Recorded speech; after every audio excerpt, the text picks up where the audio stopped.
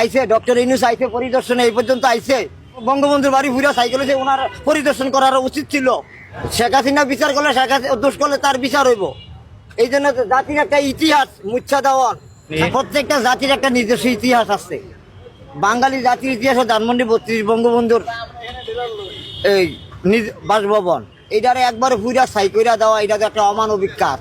বিশ্বের কোথায় এরকম, এটা কোন বিবেকবান মানুষ এই কাজটা মাইনা নেওয়ার মতো না।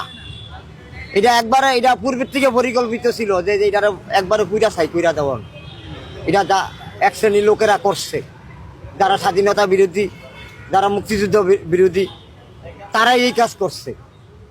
এটা আমার ক্ষুদ্র জ্ঞানে ধারণা আর কি।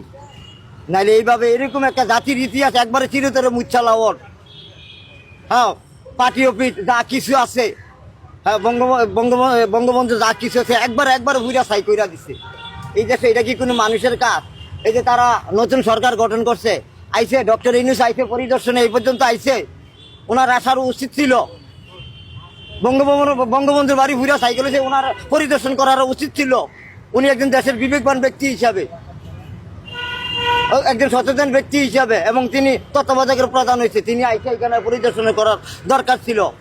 এটার করার দরকার ছিল, প্রস্তাব জানানোর দরকার ছিল, নিন্দা জানানোর দরকার ছিল। এটা নগদ তদন্ত কমিটি গঠন করার দরকার ছিল। এটা কারা করলো?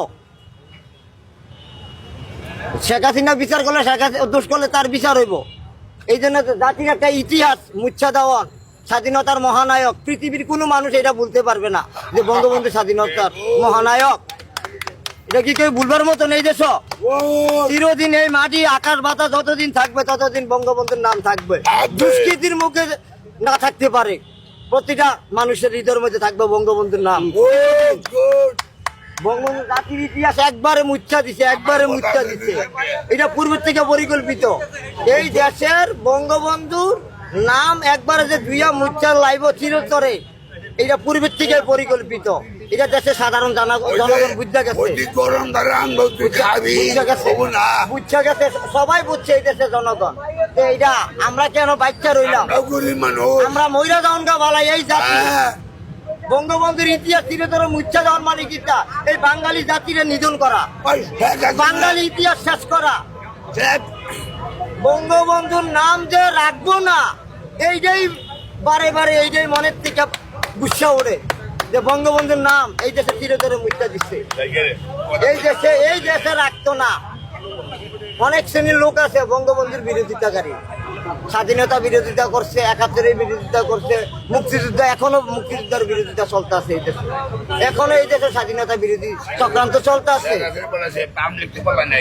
হ্যাঁ, এইটা একটা লজ্জার বিষয়, এটা একটা ঘৃণার বিষয়। আপনার নাম কি? মোহাম্মদ হোসেন। বাড়ি কোথায়? কুমিল্লা। পেশায় কি করেন? আমি একজন রিক্সা চালক। বঙ্গবন্ধুকে এত ভালোবাসার পেছনে কারণ?